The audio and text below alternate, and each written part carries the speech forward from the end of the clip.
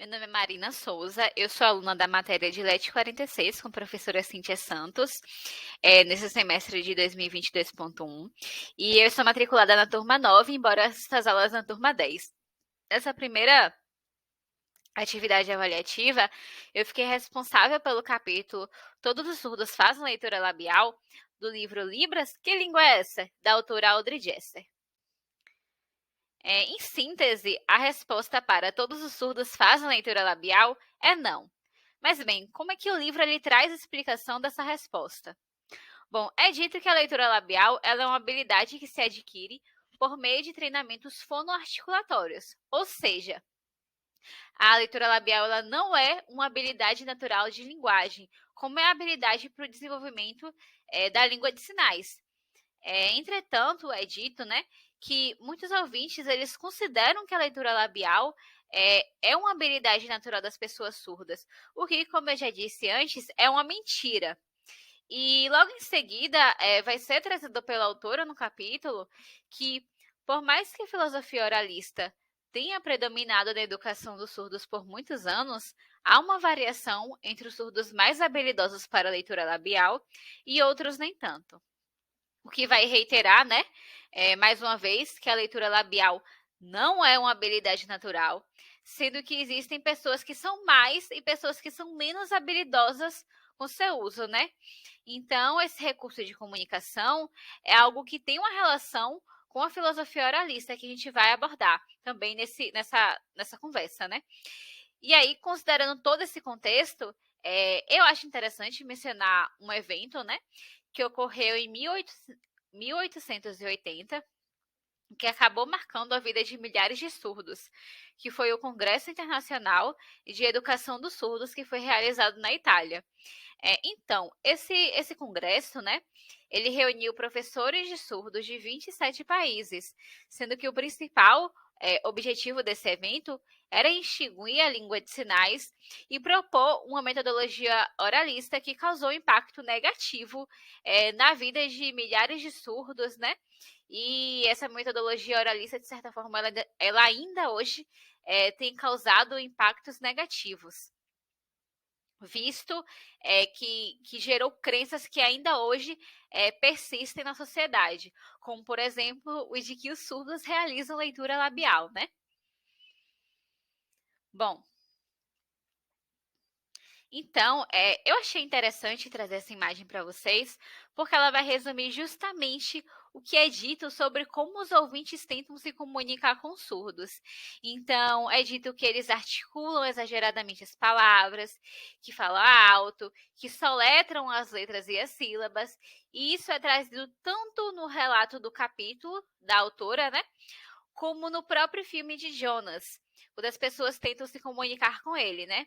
E aí, justamente, uma coisa que me chamou, né, muita atenção no capítulo foi o relato da entrevistada, que disse que a todo momento perguntavam se ela sabia fazer leitura labial, sendo que muitas dessas pessoas que faziam essa pergunta nem sabiam que os surdos eles usam a língua de sinais para se comunicar.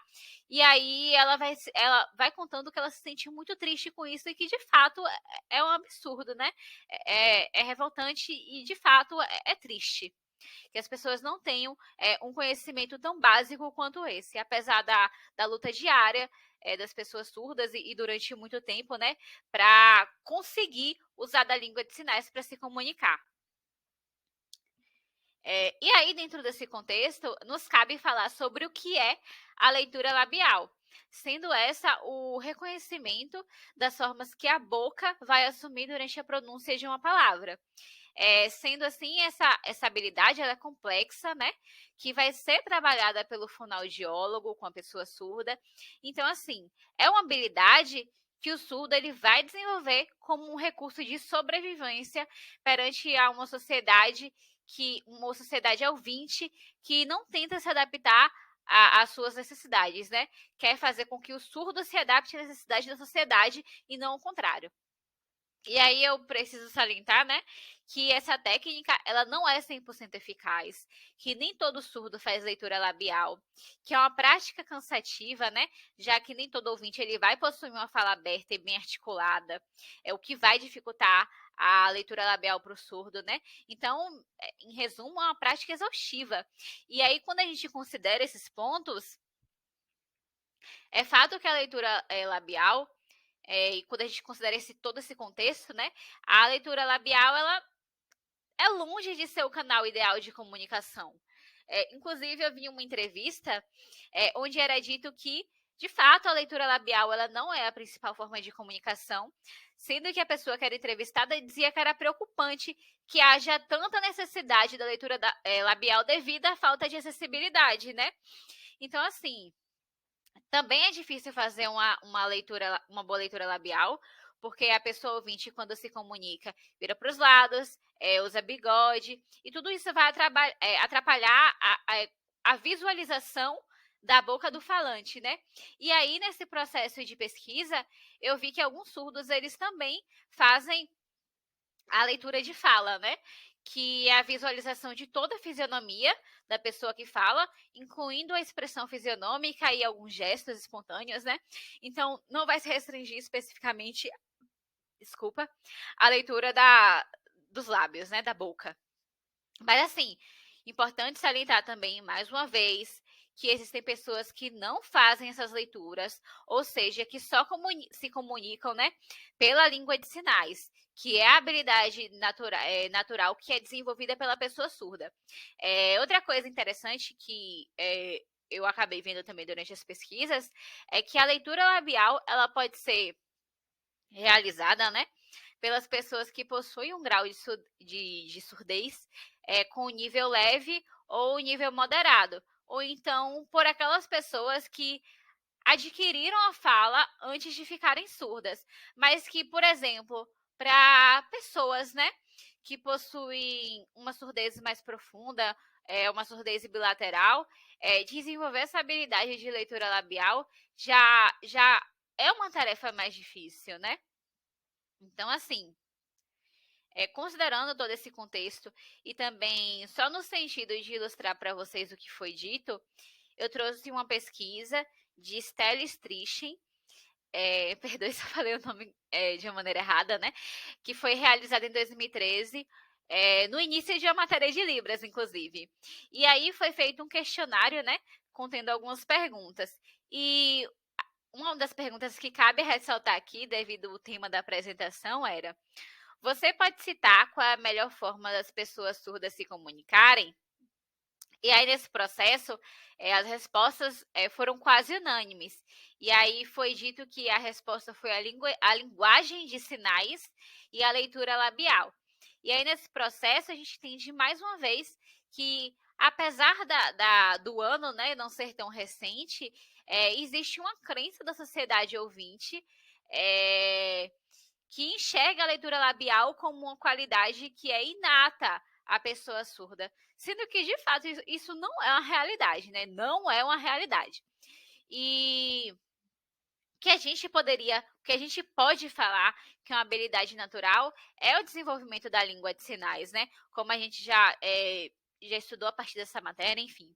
E aí, outro ponto que a gente vê também nas respostas dessa pergunta é que foi dita a palavra linguagem de sinais, onde não é o termo correto. O termo correto é língua de sinais, porque de fato é uma língua. Linguagem abrange várias formas de comunicação, né?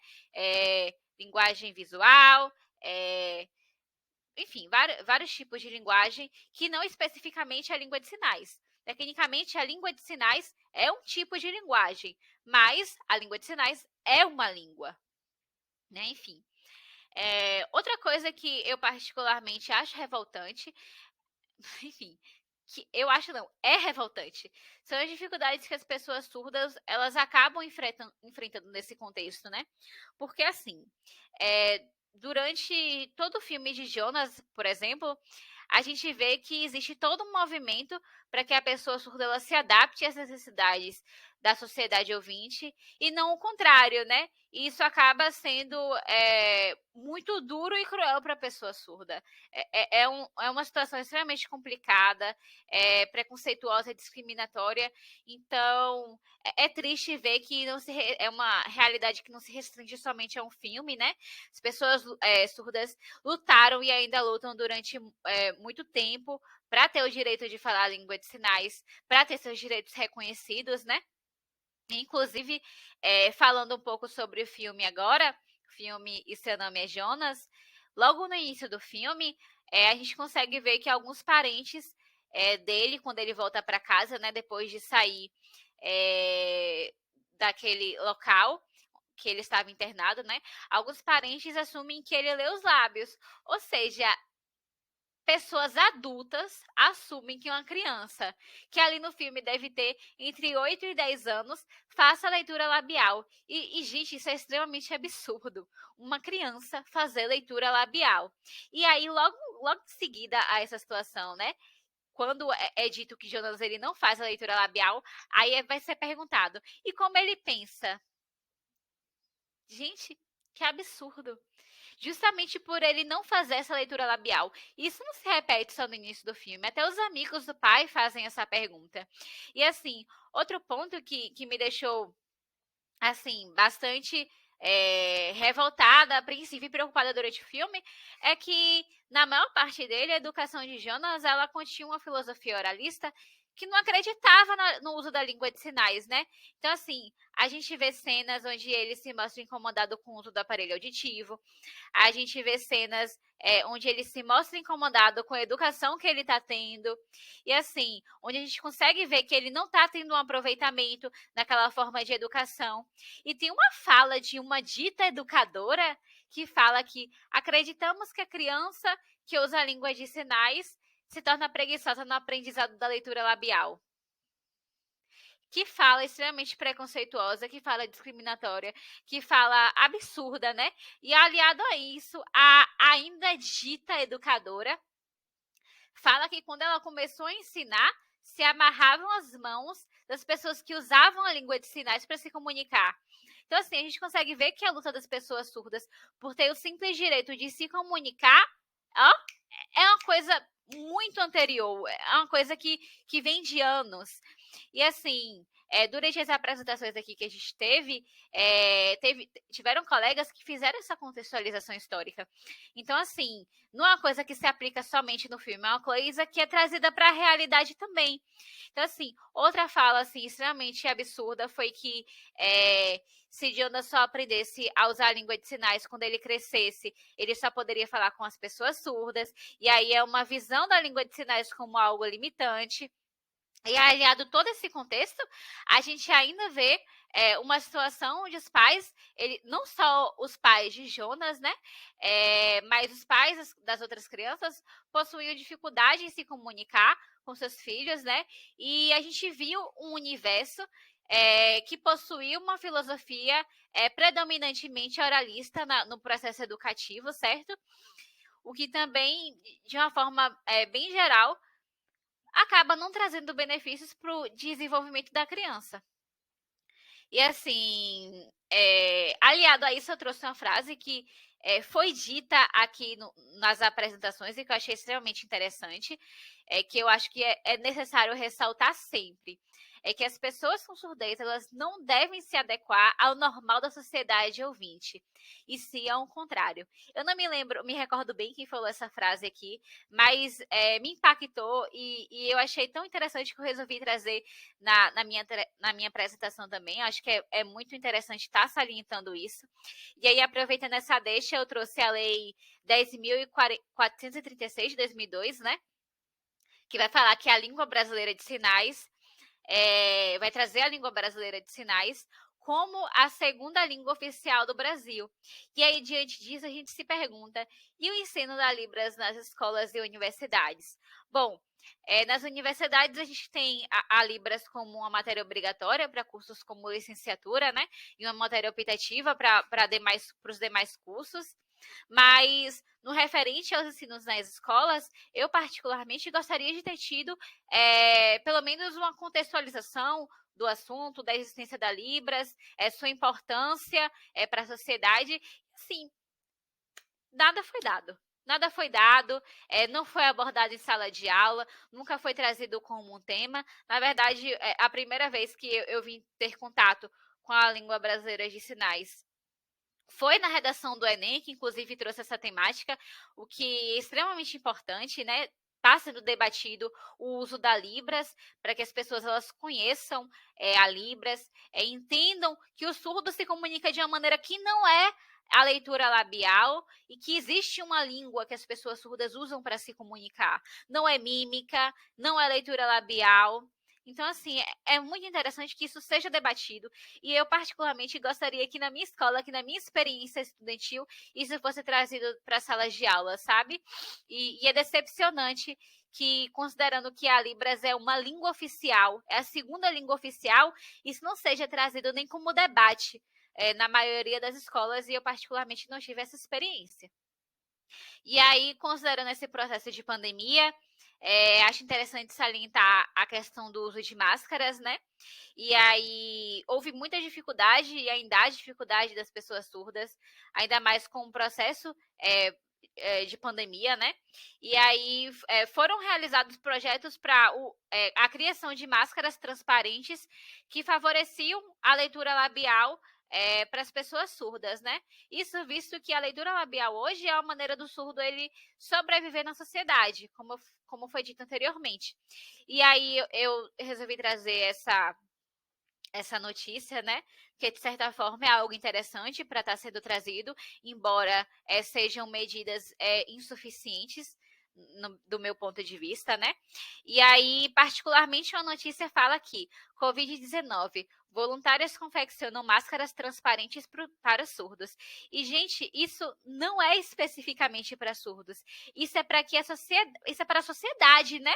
Para que a sociedade e para favorecer uma comunicação. Não é especificamente para as pessoas surdas. Então, eu acho extremamente importante estar salientando isso, porque eu acho que não é uma coisa correta de se dizer.